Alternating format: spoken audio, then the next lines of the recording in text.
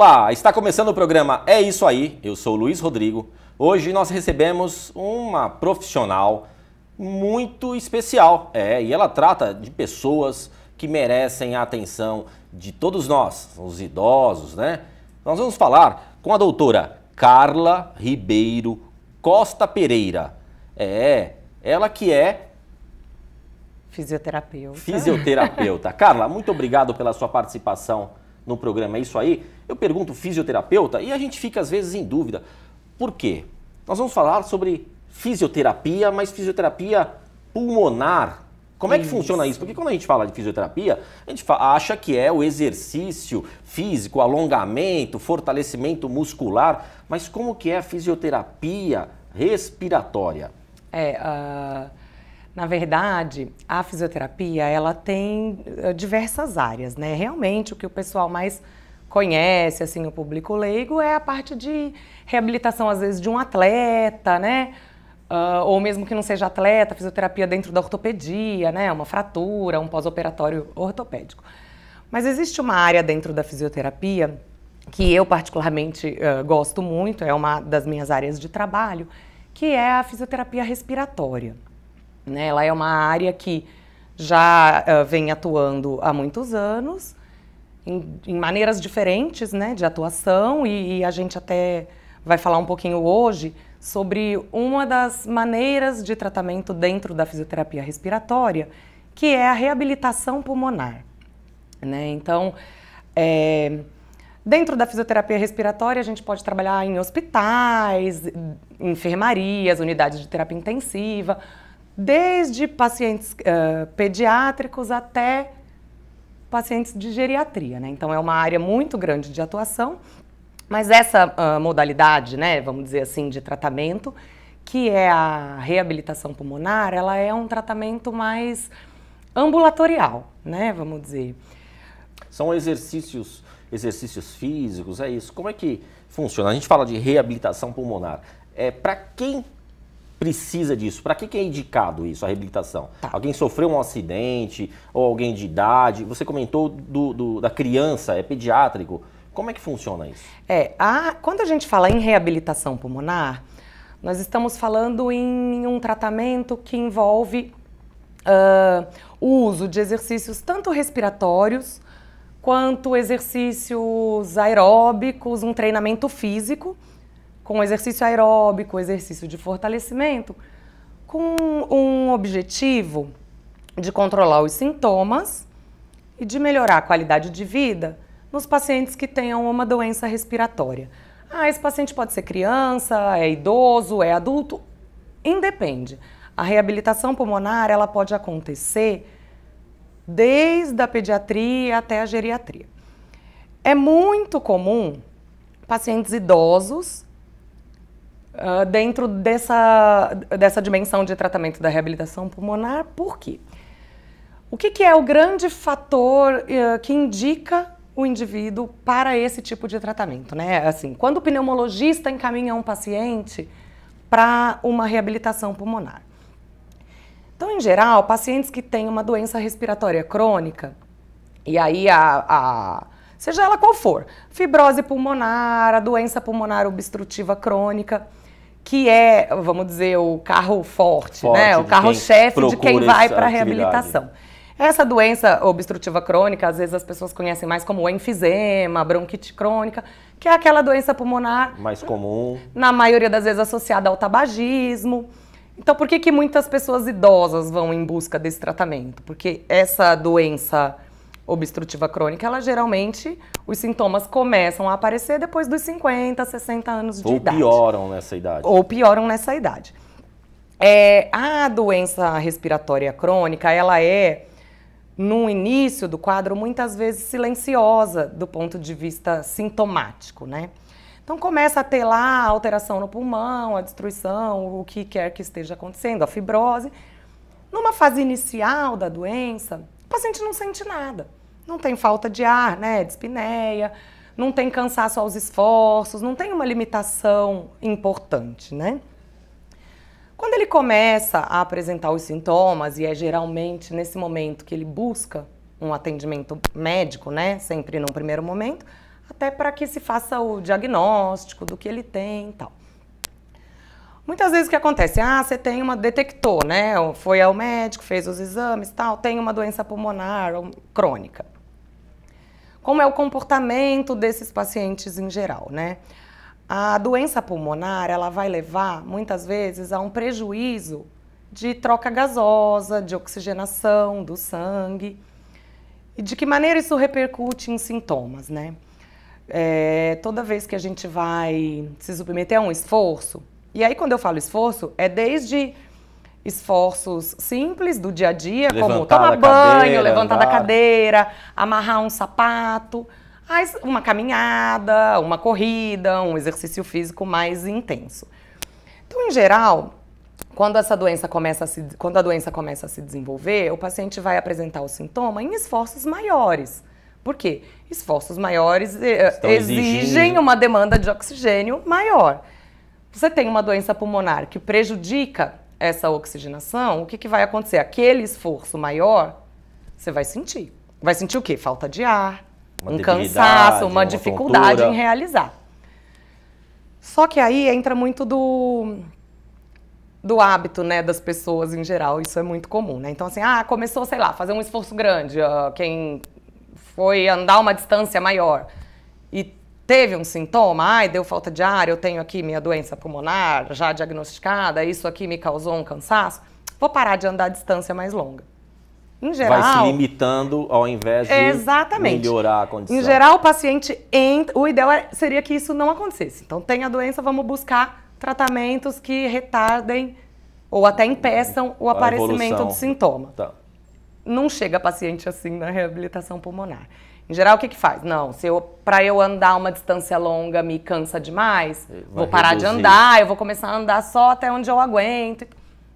Então, ele entra num ciclo, né, que a gente chama de ciclo de dispneia, que é a falta de ar, e sedentarismo. Então, aquela atividade que me causa falta de ar, eu vou parar de fazer. Não está me fazendo bem. A atividade não está fazendo bem. Então, vou andar menos. Tá bom. Só que a doença, ela continua lá e quando a gente é sedentário, a falta de atividade, ela leva a uma...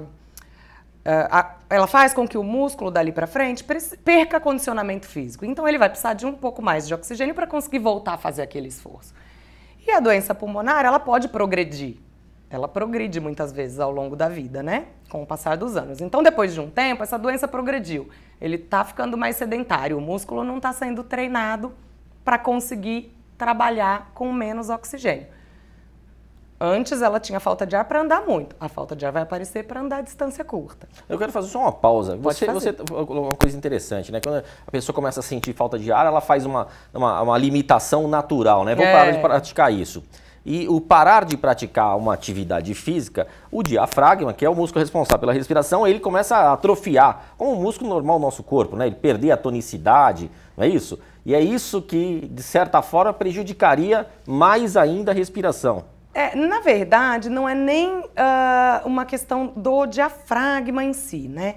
Qualquer músculo da perna, do braço, para fazer um esforço, ele tem uma demanda de oxigênio, que essa demanda, um músculo treinado, ele precisa de menos oxigênio para conseguir suprir determinada atividade. Esforço. Quanto menos treinado ele for, é como se fosse a energia dele para suprir o esforço, vamos dizer assim. Ele vai exigir mais oxigênio. Ele vai precisar de mais. Se você tem uma doença pulmonar que atrapalha a oxigenação do sangue e esse oxigênio não consegue chegar de maneira adequada, aquele exercício vai te dar uma sensação de limitação, de cansaço, fraqueza, de falta de ar, de fraqueza. E aí, em geral, isso vai progredindo e, geralmente, quando que o paciente vem para a reabilitação pulmonar? Quando essa falta de ar começa a aparecer, para tomar um banho. Para tudo. Para se vestir. Atividades que limitam ele na vida diária, que são essas atividades de independência que a gente tem no dia a dia, tomar banho, se vestir, se alimentar, andar do quarto para a cozinha, para a sala, e que você começa a depender de outras pessoas porque passou mal ou que o cansaço está muito intenso e você cria uma dependência. Em geral, esses pacientes são encaminhados para reabilitação pulmonar. E aí o grande objetivo desse tratamento, da reabilitação pulmonar, para esse grupo de pessoas com doença respiratória crônica, é quebrar esse ciclo. Ah, ele tem falta de ar, então ele para com aquela atividade, fica mais sedentário. A pessoa mais sedentária começa a piorar. Precisa de mais oxigênio para conseguir o esforço. Ele não consegue suprir, ele vai ter cada vez mais falta de ar e cada vez se tornar mais sedentário ainda. E a reabilitação pulmonar, então, é o quê? Vamos quebrar isso. Então, a gente tem que fazer o processo inverso novamente. Vamos começar com esse indivíduo a fazer exercício respiratório. Por quê? A gente faz uma reeducação, né, respiratória, que aí nessa hora a reeducação diafragmática é um componente importante, porque aí você consegue orientar o paciente a como respirar para deixar o diafragma numa posição mais favorável para o trabalho mecânico dele. E o exercício físico, o treinamento muscular mesmo, tanto com exercício igual que a gente faz em academia. Claro que com uma monitorização maior, né? Um acompanhamento, uma monitorização da oxigenação, né? É fundamental que a gente monitore durante os exercícios a oxigenação do paciente, né? A gente geralmente usa um oxímetro, que é um aparelhinho que mede de maneira não invasiva a oxigenação naquele momento, porque no início é um processo difícil. Às vezes, quebrar esse ciclo, né, e reiniciar a atividade física na vida dessa pessoa vai... uma transformação. Porque a pessoa tem que se dedicar também, né? É um esforço. Mas nessa parte aí, nós vamos aprofundar um pouquinho na reabilitação pulmonar, nós vamos deixar para o segundo bloco. Eu gostaria de falar um pouquinho sobre a campanha de doação de fraldas geriátricas, para o vovô, para a vovó. Você que quer se solidarizar com essas situações, nós temos pontos de coleta para quem quiser doar fraldas geriátricas na farmacêutica, na rua João Penteado, número 720, e na loja Rod, na rua Itapura, número 448. Ou também na rua Barão do Amazonas, número 870. Então é a campanha Doe Fraldas para Vovôs e Vovós, fraldas geriátricas. Então, pessoal, nós estamos começando essa campanha em parceria com a Fraternidade Feminina Cruzeiro do Sul, daqui por mulheres, organizada por mulheres em Ribeirão Preto, do programa É Isso Aí, e temos a participação da loja A Farmacêutica e da loja Rode. Também eu gostaria de mostrar o livro do meu amigo Saulo Gomes, né, o repórter investigativo, completando quase 62 anos de jornalismo investigativo, o famoso repórter Saulo Gomes. Essa obra está muito bacana, eu acho que vale a pena você conferir. E não esqueçam, dia 25 de agosto terá o primeiro simpósio de Direito Agrário e do Agronegócio na maior feira do mundo do setor sucroenergético, a FenaSucro. Vai ter o primeiro simpósio de direito, parceria da OAB Ribeirão Preto e da OAB de Sertãozinho. É um lugar muito bacana. Entra no site da FenaSucro para pegar um pouquinho mais de informação, cadastre-se. Se fizer o pré-cadastramento anteriormente, a entrada é gratuita. Primeiro simpósio de Direito Agrário e do Agronegócio de Ribeirão Preto. E também, na sequência, vai ver os anunciantes aí da revista Chibrarro Grey, uma revista de maçons da cidade de Ribeirão Preto. Na capa, nessa segunda edição, traz o tema Os Maçons e a Abolição da Escravatura. Revista Chibrarro Grey. Nós vamos fazer uma pausa e voltamos em 1 minuto.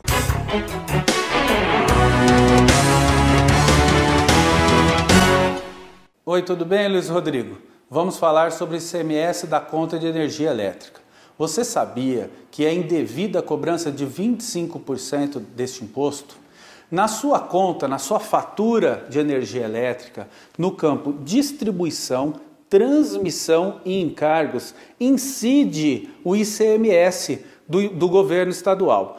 Portanto, o Superior Tribunal de Justiça já decidiu que tal desconto, tal incidência de imposto é indevida. Você pode receber até os últimos 5 anos. Portanto, procure um advogado. Fica a dica. É isso aí, Luiz Rodrigo.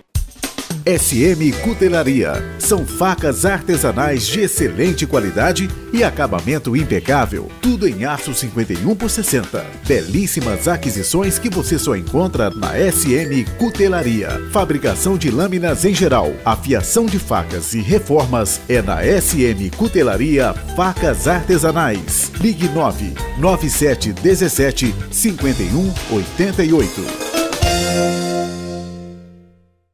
A Gran Steak é conhecida pela excelência em seus cortes de carnes exclusivos e pelo seu ambiente sofisticado. E para você viver essa experiência, preparamos uma oportunidade. Durante este mês, o valor do jantar para o casal será de R$ 129,90.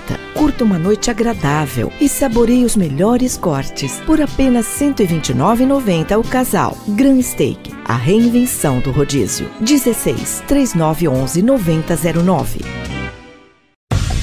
MAG Global, prestação de serviços, limpeza profissional pós-obra e industrial, portaria, segurança, jardinagem e a novidade, portaria remota, com atendimento via VoIP e toda a automatização para resolver seus problemas relacionados à portaria. Acesse magglobal.com.br e conheça melhor todos os nossos serviços.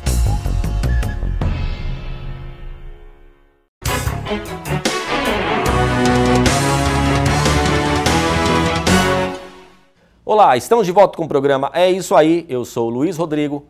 Eu gostaria de falar sobre o primeiro simpósio de Direito Agrário e do Agronegócio de Ribeirão Preto, que ocorrerá em Sertãozinho, desculpe, é organizado pela OAB Ribeirão Preto e OAB Sertãozinho, será na FenaSucro, a maior feira do mundo do setor sucroenergético. É o primeiro simpósio de Direito Agrário e do Agronegócio. Já mostramos aqui, mas sempre é bom lembrar, revista Chibarro Gray, uma revista de maçons da cidade de Ribeirão Preto. E também a campanha Doe Fraldas para Vovôs e Vovós. É uma campanha organizada pelo programa É Isso Aí e a Fraternidade Feminina Cruzeiro do Sul. Se você quer ajudar, colabore. Vocês acompanham as imagens aí, tem a farmacêutica e a loja Rod, são os pontos de coleta das fraldas geriátricas. Nós estamos falando no bloco anterior com a fisioterapeuta sobre reabilitação pulmonar, a doutora Carla Ribeiro Costa Pereira. Carla, no bloco anterior a gente estava aprofundando um pouquinho sobre como se dá a reabilitação pulmonar. O que você pode exemplificar e dar das situações aí que você já viveu, porque a pessoa chega no seu consultório ou você vai na casa da pessoa, como é que funciona o primeiro momento de você encontra a pessoa? Como é que ela está e como é que é o psicológico do paciente, no caso? Assim, em geral, os pacientes vêm encaminhados, né, de um pneumologista, então eu já procuro ter um contato prévio a respeito dos exames que já realizou para saber como é a condição da doença pulmonar, né? Além disso, o paciente precisa passar por uma avaliação para que eu consiga detectar os sintomas, os hábitos de vida, o grau de sedentarismo, né, em que ele se encontra naquele momento. E na maior parte das vezes, como eu havia falado, eles vêm com uma condição física muito limitada, né? Então, muitas vezes com aquela falta de ar que aparece aos esforços pequenos do dia a dia, como tomar banho, se vestir sozinho, se alimentar.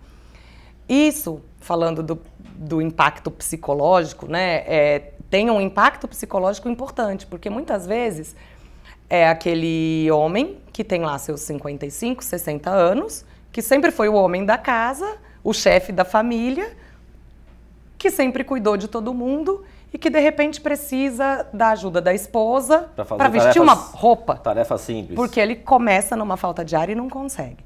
Então é uma condição que tem mesmo, isso que você falou é muito importante, tem um impacto psicológico grande. Por isso o tratamento é fundamental. A doença pulmonar, muitas vezes, essa doença pulmonar crônica, ela não vai ter cura.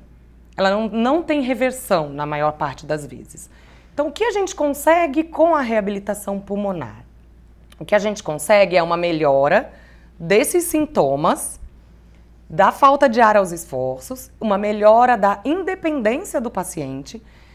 Então, como eu havia dito também, são exercícios respiratórios, exercícios aeróbicos, em esteira, em bicicleta, caminhada no solo, depende do recurso do local E das aonde condições oferece, da pessoa também. das condições da pessoa. As condições da pessoa vai mudando ao longo do tratamento. Então, por exemplo, tem um paciente que eu lembro muito dele, às vezes quando eu dou umas aulas sobre esse assunto, eu sempre uso ele como exemplo. Ele era um senhor que é bem esse perfil, era dono de casa, cuidava da família e tal, começou com a doença pulmonar, demora para buscar esse tipo de tratamento, porque é aquela coisa, né? Ah, não vou piorar, já parei de fumar, a doença não vai progredir. Agora eu vou melhorar, mas a doença... tô parando, tô limitando os exercícios. Isso, é só eu não fazer esforço que eu não sinto nada, eu já parei de fumar. E aí é que a situação se agrava, né? Fica mais sedentária e a situação se agrava. Então ele veio e no primeiro dia que eu fui colocar ele na bicicleta, ele fez 50 segundos de exercício na bicicleta. Ele não aguentou 1 minuto. Entrou numa crise de falta de ar, precisou parar, tal. Falou assim, como que eu vou fazer esse tratamento? Eu falei, não, é assim mesmo. Hoje é 50 segundos, amanhã pode ser 50 segundos de novo. O tratamento, para ele começar a ter um efeito, pelo menos 8 semanas. De 8 a 12 semanas, que a gente chama de um período onde a pessoa percebe uma melhora importante. E, na verdade, o tratamento ele tem o objetivo de uma mudança de hábito de vida, né? Ele vai fazer... qualidade também, né? Que melhora a qualidade. Então, ele faz essas 8, 12 semanas, o ideal é que ele se mantenha assim para toda a vida. Se ele parar de fazer exercício, ele vai piorar. regride novamente. Então, muitos pacientes começam e ficam a vida inteira. O resto da vida fazendo a reabilitação. Ou pelo menos um acompanhamento, mesmo que não seja 3 vezes por semana, 2 vezes por semana, um acompanhamento, algumas vezes até com um educador físico, depois que já numa academia, tenha um hábito do exercício depois de um tempo, né? Então, esse paciente, por exemplo, fez isso. Passado 8 semanas, ele fazia 30 minutos de bicicleta e ele me relatava melhoras assim. Nossa, eu não conseguia colocar o meu tênis sozinho, porque o agachar para amarrar o sapato... Já é um esforço. É um esforço muito significativo para o paciente com doença pulmonar. Para muitos pacientes é o esforço que mais incomoda, porque abaixa para amarrar o sapato, tem aquela falta, não consegue. Precisa de alguém para ajudar. Então ele relatava assim, agora eu já abaixo, coloco o meu sapato sozinho, ninguém precisa me ajudar, eu consigo me vestir sem ter falta de ar. Então assim, era um paciente que achava que não podia fazer. Não, como que eu vou fazer exercício? Né? Já não estava fazendo. E mesmo no começo do tratamento, ele falava, não, isso está errado, eu não posso fazer isso. Com 50 segundos eu passei mal, você vai me mandar fazer bicicleta de novo? E a família, nesse caso, que foi muito legal, a família percebeu tanto a melhora e o impacto positivo que teve esse ganho, né, de independência no dia a dia pro paciente. Era uma família simples, na época esse tratamento foi feito por uma universidade em Taubaté. E a família se juntou, fez uma vaquinha, comprou uma bicicleta ergométrica usada para que ele tivesse em casa e pudesse fazer mais vezes na semana o exercício. Ele fazia na clínica da universidade, na época eu dava aula lá na Universidade de Taubaté. E aí, né, tinha uma limitação do número de dias que ele podia frequentar a clínica e tal.